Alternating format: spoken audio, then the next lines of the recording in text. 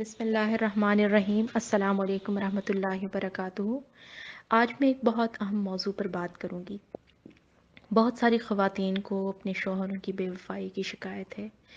इस बेवफ़ाई की नौइयत, हद, अक़साम और निमटने के उसूलों पर किसी और दिन बात करेंगे। आज मैं इस पर बात करूंगी कि हम ऐसे हालात का सामना क्यों कर रहे हैं।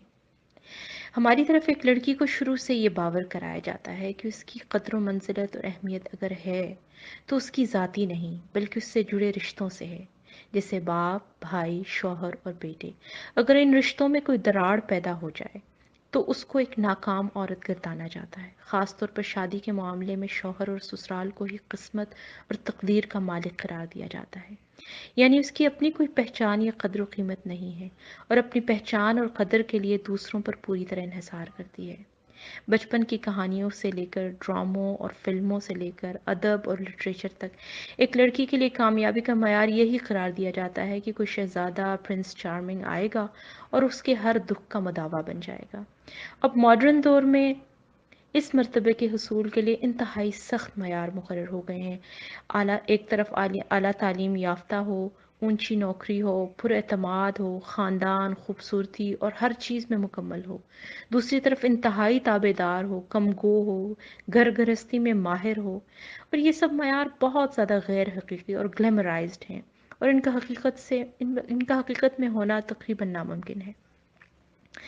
सच तो यह है कि हम माँ, बेटी, बीवी से बहुत पहले अल्लाह की बंदियां हैं जिन्हें अल्लाह ने इकराम बख्शा और सिर्फ अपने सामने जवाबदेह बनाया। ये किसी इंसान या मुआशरे के देने से नहीं बल्कि खुदा दाद है। अल्लाह ताला फरमाते हैं, वलक़द कर्रमना बनी आदम, बेशक हमने बनी आदम को इकराम और क़द्र मंज़िलत बुज़ुर्गी बख्शी। यहाँ पे अल्लाह ताला ने आदम की औलाद को के बारे में फरमाया, कहीं भी मर्द और औरत की तखसीस नहीं की। और अल्लाह ताला फरमाते हैं, लक़द खलक़नल इंसाना फ़ी अहसनि तक़वीम। हमने इंसान को बेहतरीन साख्त पर पैदा किया। यहाँ भी अल्लाह ताला ने कहीं भी मर्द और औरत की तखसीस नहीं की। अल्लाह ताला ने इंसान को बेहतरीन साख्त पर पैदा किया, उसको कद्र व मंजिलत बख्शी, उसको न सिर्फ जिस्मानी तौर पर बल्कि इंटेलेक्चुअली और शऊरी तौर पर भी उसको अपने तमाम उमूर के लिए मुकम्मल पैदा किया और इसमें किसी जिन्स या फ़िरक़े या ग्रोह या कौम की तखसीस नहीं की। हमारी तरफ ये सारा जो बैकग्राउंड है जिसमें हम औरत को उसकी जो खुदादाद क़द्र मंजिलत से हटा कर उसकी क़द्र मंजिलत को मादी चीज़ों और उससे जुड़े रिश्तों के साथ नथी करते हैं, ये बात जो है वो बुत परस्तों से और हमारे जो इलाक़ाई तहज़ीब और एंशंट ग्रीक मिथोलॉजी इन चीज़ों से आई। और इस चीज़ों को और सही इल्म ना होने की वजह से हमने कल्चर और दीन को मिला दिया और इसमें कंफ्यूज हो गए। सच तो ये है कि हम माँ, बेटी, बीवी से बहुत पहले अल्लाह की बंदियां हैं जिन्हें अल्लाह ने इकराम बख्शा और सिर्फ अपने सामने जवाबदेह बनाया। ये किसी इंसान या और माशरे की तरफ हम जवाबदेह नहीं हैं बल्कि सिर्फ एक अल्लाह के आगे जवाबदेह हैं। इन रिश्तों की अहमियत अपनी जगह है मगर हम इन गैर हकीकी तवक्कुआत के घुन चक्कर में अपना असल भूल गए हैं। हमें अल्लाह ने अपनी बंदगी के लिए पैदा किया था और सिर्फ उसी के सामने जवाबदेह हैं। अल्लाह ताला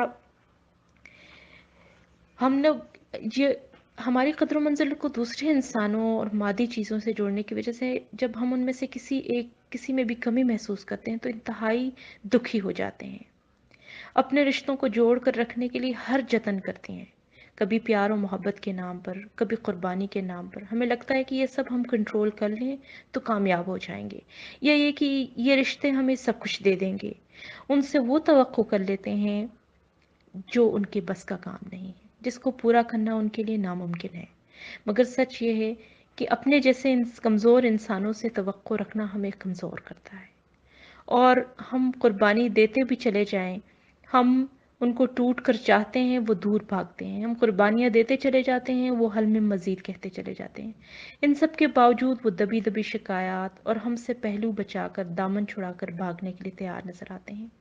ये सब इसलिए कि हमने लोगों और रिश्तों की बंदगी शुरू की और अल्लाह की बंदगी को बुला दिया। अल्लाह ताला सूरह अल माइदा में फरमाते हैं कि लोगों जो ईमान लाए हो अपनी फ़िक्र करो, تم اپنے اوپر نگران ہو، کسی دوسرے کی گمراہی سے تمہارا کچھ نہیں بگڑتا۔ اگر تم خود راہ راست پر ہو تو تمہارا دوسروں کی گمراہی سے کچھ نہیں بگڑتا۔ اور اللہ کی طرف تم سب کو پلٹ کر جانا ہے، پھر وہ تمہیں بتا دے گا کہ تم کیا کرتے رہے ہو۔ تو ہمیں یہ یاد رکھنا ہے کہ اگر ہم نگران ہیں تو ہم اپنی ذات پر ہیں، دوسروں کے کرنے والے کاموں، دوسروں کی غلطیوں کے ہم ذمہ دار نہیں ہیں۔ اللہ تعالیٰ سورہ بنی اسرائیل میں بھی اور سورہ فاطر میں بھی فرماتے ہیں وَلَا تَزِرُ وَازِرَةٌ وِزْرَ أُخْرَىٰ، کوئی بوجھ اٹھانے والا دوسرے کا بوجھ نہیں اٹھائے گا۔ ہمیں سے ہر کوئی اللہ کے آگے جواب دے، صرف اللہ کی بندگی پر ہم مامور ہیں۔ اور ہمیں یہ سوچنا چاہیے کہ جب دوسرے ہم سے ناخوش ہوتے ہیں تو ان کا مسئلہ ہے، اگر دوسرے کوئی غلط کام کرتے ہیں تو ان کا مسئلہ ہے۔ ہمیں اپنے اوپر غور کرنا چاہیے کہ ہم اپنے آپ کو کیسے سٹیبل کر سکتے ہیں۔ جب ہم اس طرح کی کیفیت کا سامنا کرتے ہیں ہمارے لیے بہت مشکل ہوتا ہے خود کو سنبھالنا، کیونکہ ہم اپنے قدر و قیمت سے انجان ہیں، اور ہم یہ سمجھتے ہیں کہ دوسروں کے کاموں سے ہمیں ہماری قدر و قیمت مل جائے گی، اور یہ بہت مشکل صورتحال ہوتی ہے کیونکہ ہم دوسروں کو کنٹرول نہیں کر سکتے، ہم دوسروں کے اوپر بس نہیں چلا سکتے۔ اگر ہمارا بس چلتا ہے تو ہماری اپنی ذات پر ہے جس کا اللہ نے ہمیں نگران بنایا ہے۔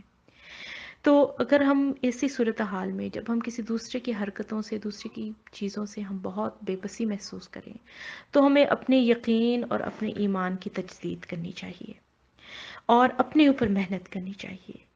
اس سے یہ فائدہ ہوگا کہ ایک ہمارا یقین مضبوط ہوگا تو مشکل میں ہمیں آسانی ہوگی، اللہ کی مدد حاصل ہوگی، فوکس درست ہوگا، منزل کا تعین ہوگا، تو ہمارے لیے یہ رکاوٹیں کوئی معنی نہیں رکھیں گی۔ اور دھن کی کیفیت جب ختم ہوگی اور ہمارے اندر مضبوطی، ہمارے عمل میں ٹھہراؤ اور تحمل آئے گا تو پھر ہم فیصلہ بھی کر سکیں گے کہ ہم آخر چاہتے کیا ہیں۔ اگر ہم اس طرح کے تکلیف دہ رشتے میں بندے رہنا چاہتے ہیں تو پھر ہمیں اپنے لیے ایک لائحہ عمل طے کرنا ہوگا۔ اگر ہم یہ سمجھتے ہیں کہ ہمارے لیے برداشت سے باہر ہے، تب بھی ہمیں اس سے نکلنے سے پہلے اپنے آپ کو مضبوط کرنا ہوگا۔ تو بات یہ ہوئی کہ جس طرح کے بھی حالات کا سامنا ہو، ایک ٹھہراؤ اور مثبت فیصلے کے لیے اپنے اوپر محنت کرنی ہوگی۔ اللہ تعالیٰ نے جو ہمیں فرمایا ہے علیکم انفسکم، اس کے اوپر غور کر کے اپنی اللہ تعالیٰ کی بخشی ہوئی خداداد قدر و منزلت کو جان کر، اس کی قدر کر کے، تبھی ہم کامیاب ہو سکتے ہیں۔ السلام علیکم ورحمۃ اللہ وبرکاتہ۔